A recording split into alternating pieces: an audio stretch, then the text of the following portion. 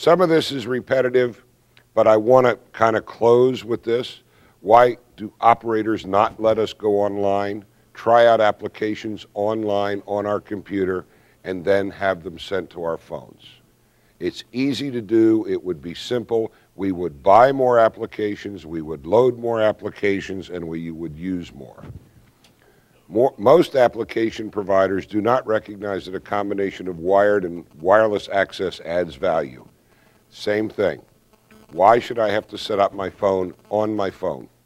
Why can't I set it up on my desktop? Most operators in the entire wireless industry seem to think access to the web on our wireless devices is all we want. Now, goes back to my question, do we want the internet wirelessly or the wireless internet? And I'm going to come back to that in a final slide. But we do have smartphones, we have smart networks, and we have lots of content sitting out there. So let's figure out a way to make it all work together. The applications that we now have on our phones are too difficult to use. I have a phone that I carry that has a camera on it, and if I take a picture and I want to send it to somebody, it takes me 10 keystrokes to take that picture and send it. Why would I bother? That's not sensible. It's about usability. It's about making things easier for us, not more complex. Okay, now, here's some people who you need to keep an eye on. I said, set up your phone on your desktop. Keep your eye on a company called Clone Phone, because from what I've seen, they're going to let you buy your phone, sign up for the service, take it home, go to their site, and do exactly what I said. Enter the menus, enter your applications, do all of that, and then send it down to your phone. And there are others, but that's one that I've seen, and I think they have a winner.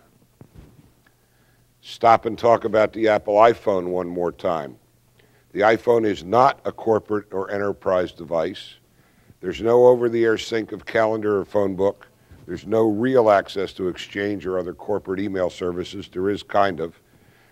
There's no security built in or available. There is SSL security for the email, but there's no way to wipe the phone if something happens. And for me, it's a difficult to use keyboard. Other issues, no cut and paste, no way to change out the battery, slow wide area network access. It's an iPod that has a phone built in, not an integrated device. And it may get more integrated, we'll see. The new iPod Touch with built-in Wi-Fi competes with this phone, and it's kind of interesting. I'm not knocking the iPhone. I just don't think it belongs in a corporate world. And they sold more than 1 million, but I think they had to reduce the price by $200 to get to that figure. I think it's going to have an impact on wireless going forward. I think there are going to be lots of IPKs, iPhone killers, coming to the market very soon. We've seen some, but I think there are more coming. And once you start an idea and you give it to some bright people, some really interesting things happen. Okay, I talked about real-time traffic. Rogers is the first to have this system by IntelliOne. There's a little bit about how it works. It's very exciting to me. I think it's going to change a lot of things in our real-time traffic world. There's a company called vMedia. They make a disk drive for a phone. This disk is a full DVD HD quality movie. Okay? Slips into a phone, player in the back, and you have HD quality on your phone. And in this particular phone, you can plug the phone in to an HD larger screen and watch it. And it's also going to be used for lots of other devices. So keep your eye on this one in this company. This is really cool. Municipal Wi-Fi networks. Every major city needs one. Not. Free or almost free wireless data for everyone. Not. The system, interference plagued, more access points per mile, high cost of deployment and operation. Many cities are not willing to be anchor tenants. I think We're going to see a nosedive in the number of municipal Wi-Fi networks. More systems are being canceled every week. Earthlink and AT&T have pulled back their development efforts. Systems in use are not attracting customers. So I think we're going to see this space kind of go away and not be what everybody was. I won't say I told you so, but I told you so. It's a local area technology, and it belongs in the local area, and it works well. WiMAX and mobile WiMAX. WiMAX is still surrounded by a lot of hype. It has a place. WiMAX systems are being deployed worldwide, and we're about to find out whether the claims hold up for WiMAX. Sprint and Clearwire have joined forces so they can build a system that will make money, maybe. So far, they've spent a ton of money on this system. And Sprint model for customer billing has merit. I think that's very, very important. We're going to see what happens. And now Google's in the fray with Sprint and Clearwire. But so far, what they've done is spent an awful lot of money and delivered not much. WiMAX is not a 4G technology. As I explained earlier, the ITU now says it's a 3G technology, so we don't need any more proof. It competes against cable and DSL. WiMAX is facing very, very steep competition because infrastructure in the ground, the cost will come down. Fixed mobile convergence. Everybody thinks it's a great idea. Wireless operators, cable companies, wired companies. Does Wi-Fi play a big role or a small role? I think T-Mobile thinks it plays a big role, and companies like Sprint aren't sure, and Verizon's not sure. But everybody's watching. But we all need it. T-Mobile is really leading the pack with their hotspot at home. It's really good. It really works.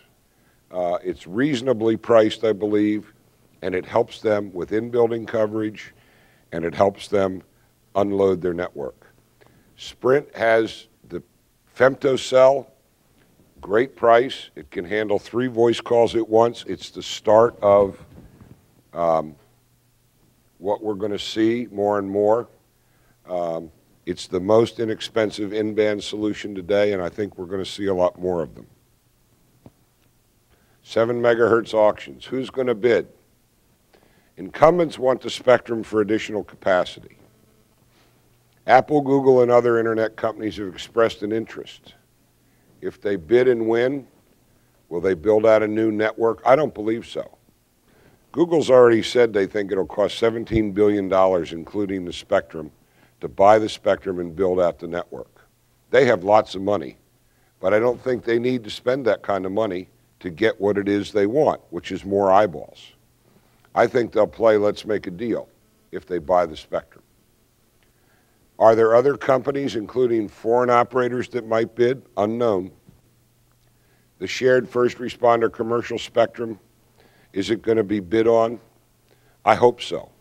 The first responders need this network, and they need a commercial vendor to step forward and help them put this network together. But the first responder community also has to be realistic about what it's going to cost and what the benefits are. This is not, by the way, a dispatch network for first responders. This is a data and then voice over IP network for interoperability and offload the existing two-way radio frequencies the first responders are going to continue to use for a long time. And, you know, the final question for Google is, can you build a new nationwide broadband network in only 22 megahertz of spectrum? And how many networks can a given geographic region support? There will be a 3G iPhone in 2008. That's a sure bet. We're going to have to live through the internet delivered wirelessly. But then I think we're finally going to get the industry to respond with the wireless internet that we've been talking about today, and I certainly hope so.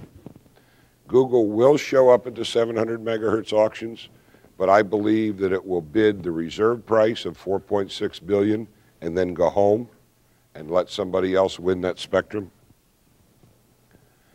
I think the 700 megahertz spectrum auctions could be delayed because of legal actions. Congress doesn't want it, but it might happen. DVBH, I should change this to dead because it is essentially dead. The two companies that were doing it have gone away. So I guess I didn't get to this slide in time, but MediaFlow is clearly the winner in the United States. That doesn't mean the rest of the world. Muni Wi-Fi systems will continue to fail, no surprise there. Location-based services and telematics are going to be big. The whole industry is looking at location as a way of adding value to the consumer market and the business market.